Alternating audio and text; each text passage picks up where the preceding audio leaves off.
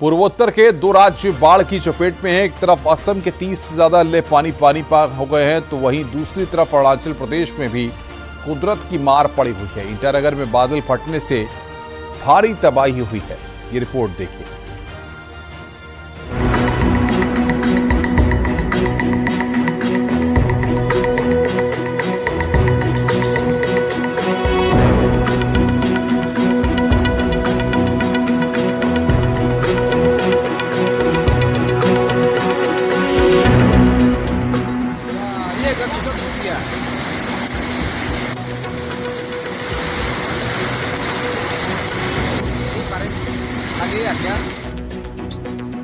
असम में बारिश और बाढ़ लोगों की जिंदगी पर भारी पड़ती जा रही है। लगातार हो रही बारिश से पूर्वोत्तर राज्य पूरी तरह जलमग्न दिखाई दे रहा है।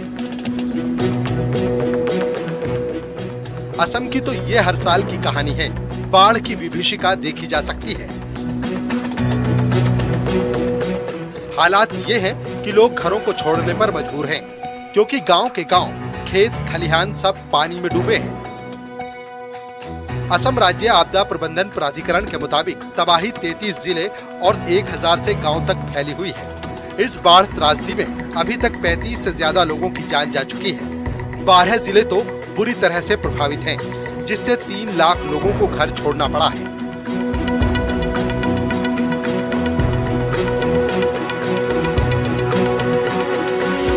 बाढ़ प्रभावित इलाकों में सरकार की लगातार नजर बनी हुई है।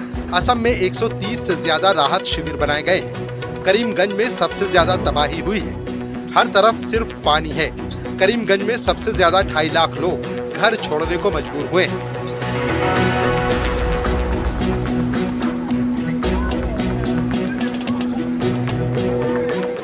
करीमगंज में कुशियारा नदी अभी खतरे के निशान के ऊपर बह रही है। इसके अलावा डिब्रूगढ़, बारपेटा, कामरूप, बाजली, गोलपारा, नागांव, भोजई, उदलगुरी, दरांग, नलबाड़ी, कछार बाढ़ की आगोश में हैं। कामरूप जिले में स्थानीय प्रशासन और एनडीआरएफ ने 54 लोगों का रेस्क्यू किया है।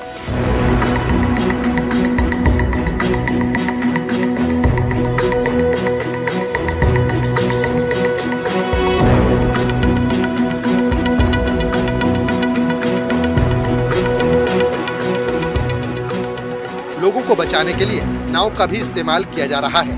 बाढ़ के बिगड़ते हालातों पर सीएम हेमंत बिस्वा शर्मा ने चिंता जताई है। राज्य में 3995 हेक्टेयर इलाका बाढ़ की वजह से जलमग्न है।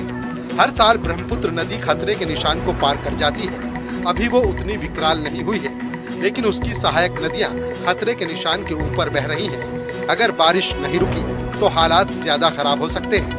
केंद्र सरकार लगातार हालात के बारे में जानकारी ले रही है। वहीं पूर्वोत्तर के एक और राज्य अरुणाचल प्रदेश में भी कुदरत की विनाशलीला दिख रही है। राजधानी ईटानगर में बादल फटने की घटना हुई है।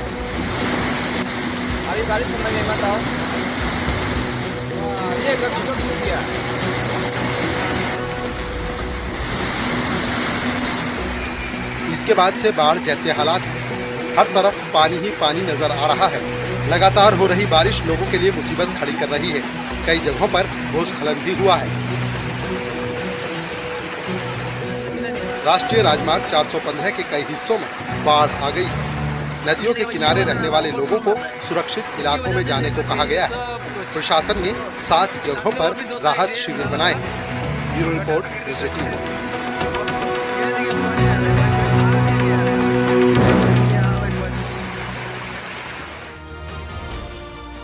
एक सप्ताह, एक राज्य और एक जैसी 3 घटनाएं। जी हां, राज्य है बिहार, जहां हाल के दिनों में तीसरा पुल गिरा है।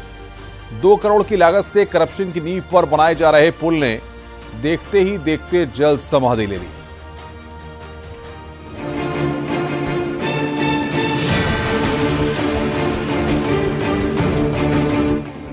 डेढ़ करोड़ का पुल 1.5 मिनट में धड़ा।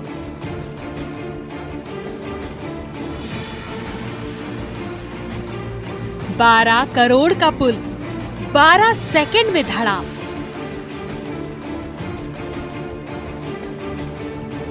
सिवान में धराशायी करप्शन का पुल। महज एक सप्ताह, एक ही राज्य, एक ही विभाग और भ्रष्टाचार के 3 पुल बैक टू बैक डूब गए। बिहार में पुल ऐसे गिर रहे हैं जैसे बच्चों की बनाई कोई रेत की इमारत। पुल गिर रहे हैं और सियासत हो रही है फुल। जवाब देने वाला कोई नहीं, कोई ये बताने वाला नहीं कि पुल इंजीनियर्स ने क्या बनाया था, या फिर बच्चों ने खेल खेल में कंक्रीट बिछाई थी। ऐसा हम इसलिए कह रहे हैं क्योंकि बिहार में पुल गिरने का सिलसिला थमने का नाम नहीं ले रहा है।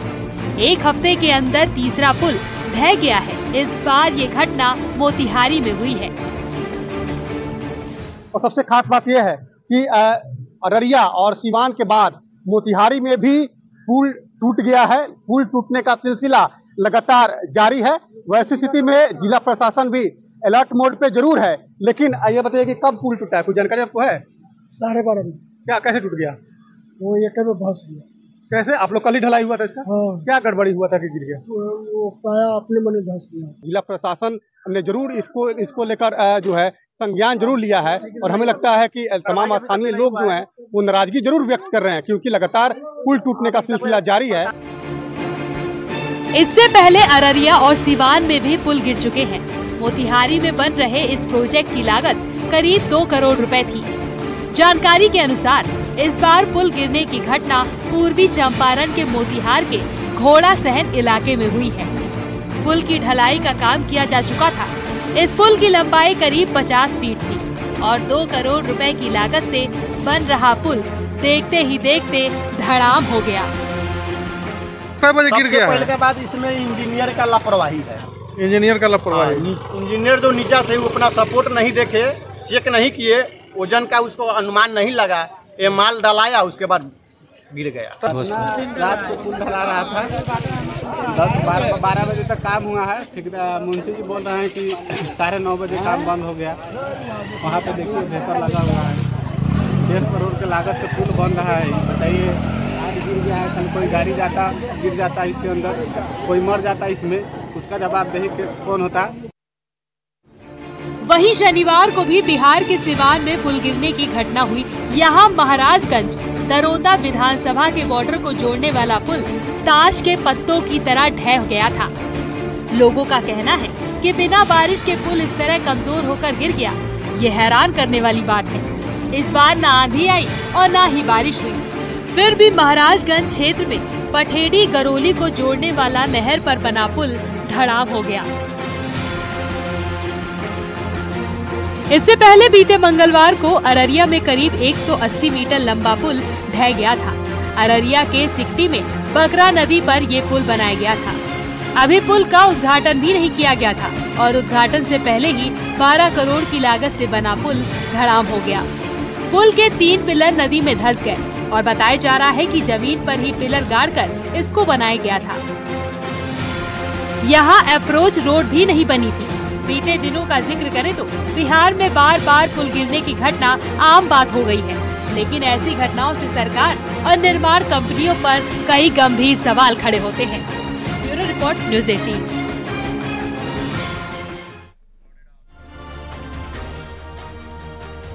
लखनऊ में एक शख्स को रील बनाना उसकी जिंदगी पर भारी पड़ गया और ट्रैक्टर से स्टंट कर रहा था, लेकिन ट्रैक्टर में दबने से उसकी दर्दनाक मौत हो गई।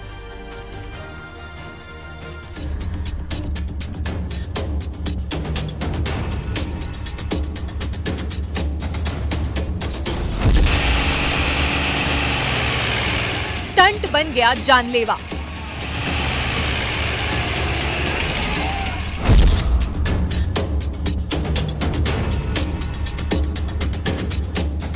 हादसे में शख्स की दर्दनाक मौत।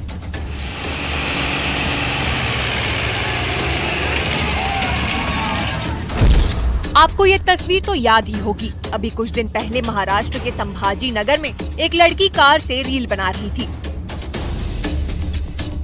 लेकिन रिवर्स गियर में चल रही कार में ब्रेक की जगह एक्सीलेटर दब गया और वो लड़की 300 फीट गहरी खाई में गिर गई। हादसे में 23 साल की श्वेता की दर्दनाक मौत हो गई थी।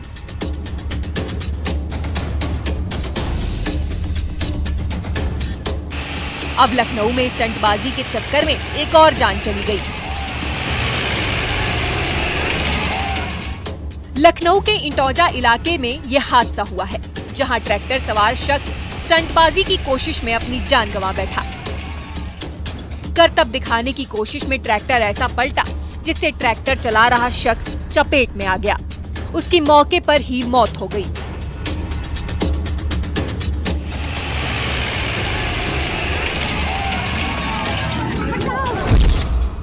एक खेत में दो ट्रैक्टर उल्टी दिशा में खड़े हैं। लाल रंग के ट्रैक्टर में नीरज बैठा हुआ था, तो वहीं नीले रंग के ट्रैक्टर में जोगेंद्र। बताया जा रहा है कि दोनों में स्टंट को लेकर पैसों की शर्त लगी थी। मौके पर लोगों की भारी भीड़ जमा हो गई। शाहपुर मैदान में दोनों ट्रैक्टर एक दूसरे के उल्टी दिशा में खड़े किए गए। दोनों ट्रैक्टरों को आपस में चेन से बांधा गया। कहा जा रहा है कि जोगेंद्र के स्पीड बढ़ाते ही नीरज का ट्रैक्टर उठ गया। नीरज ने ट्रैक्टर से संतुलन खो दिया, जिसके बाद ट्रैक्टर पलटा और नीरज की दर्दनाक मौत हो गई। लोग अपने मनोरंजन के लिए आए थे। सभी अपने फोन से वीडियो बनाने में मशगूल थे, लेकिन हादसा होने के बाद मौके पर चीख पुकार मच गई। सब दौड़े दौड़े ट्रैक्टर के पास पहुंचे। बाद में ट्रैक्टर के नीचे दबे नीरज को बाहर निकाला गया। उसने मौके पर ही दम तोड़ दिया।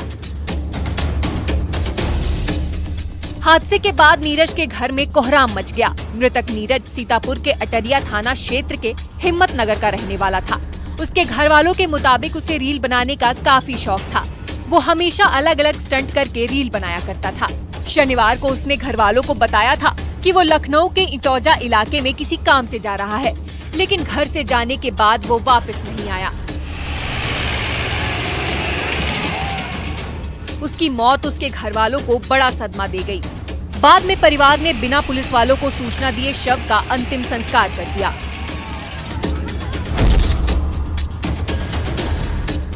वहीं मुरादाबाद से भी एक वीडियो सामने आया है, जहां रात के अंधेरे में कुछ लड़के बाइक के साथ स्टंट को अंजाम देकर हुड़दंग मचा रहे हैं।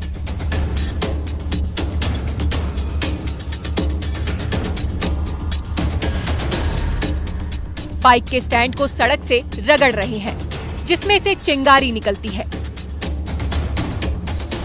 बाइक की संख्या 3 से 4 है। किसी बाइक पे 2 लड़के हैं तो किसी पे 3। किसी ने भी हेलमेट नहीं पहना है, जो बेहद ही जानलेवा है। थाना पागबड़ा क्षेत्र का ये मामला बताया जा रहा है। पुलिस जांच में जुटी है।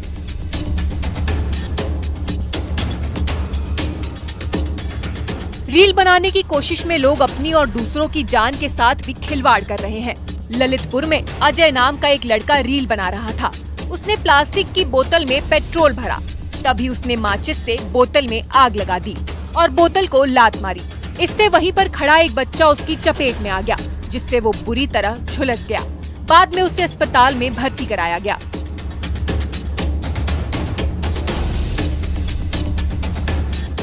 सोशल मीडिया पर खुद को मशहूर करने के लिए लोग अपनी सुरक्षा को भी ताक में रख रहे हैं, जो जानलेवा साबित हो रही हैं। लखनऊ की घटना भी एक सबक है। खतरनाक स्टंट करना कोई समझदारी का काम नहीं है। लखनऊ से संदीप मिश्रा के साथ ब्यूरो रिपोर्ट, न्यूज़ 18।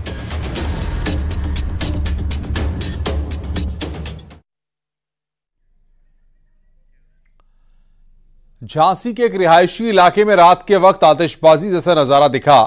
यहां बिजली की लाइन में खराबी आने के बाद तारें आपस में टकरा गईं और उसके बाद तो काफी देर तक धमाके होते रहे।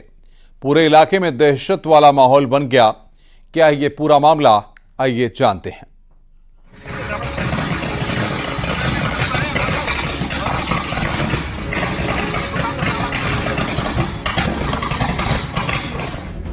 आतिशबाजी जैसा मंजर है।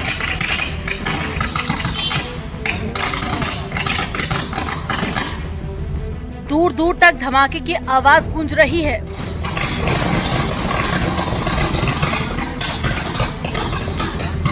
घटना वाली जगह के आसपास लोगों का जमावड़ा लगा है। सभी डरे सहमे हुए हैं। कोई कुछ कर नहीं सकता क्योंकि बिजली की तार आपस में टकरा रही है और ये जोर के धमाके उसी वजह से हो रहे हैं।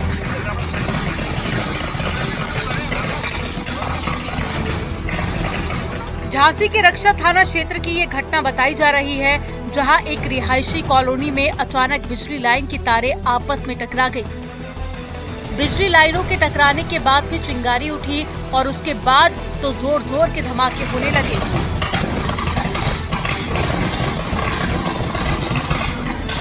काफी दूर तक धमाकों की गूंज सुनाई पड़ी। ऐसा लगा मानो आतिशबाजी हो रही हो। जैसे ही आसपास के लोगों को घटना के बारे में पता चला, सभी घर छोड़कर बाहर भागने लगे। पूरे इलाके में हड़कंप मच गया।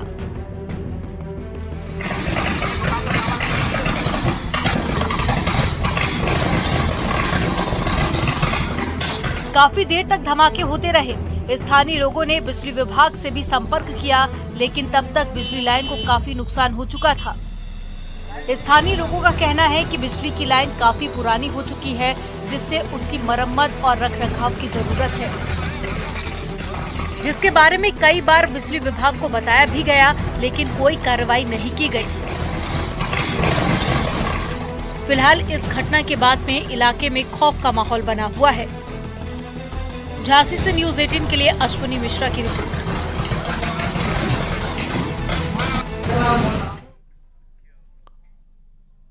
रुक रहे हैं यहां पर ब्रेक के लिए। खबरों का सिलसिला लगातार जारी है।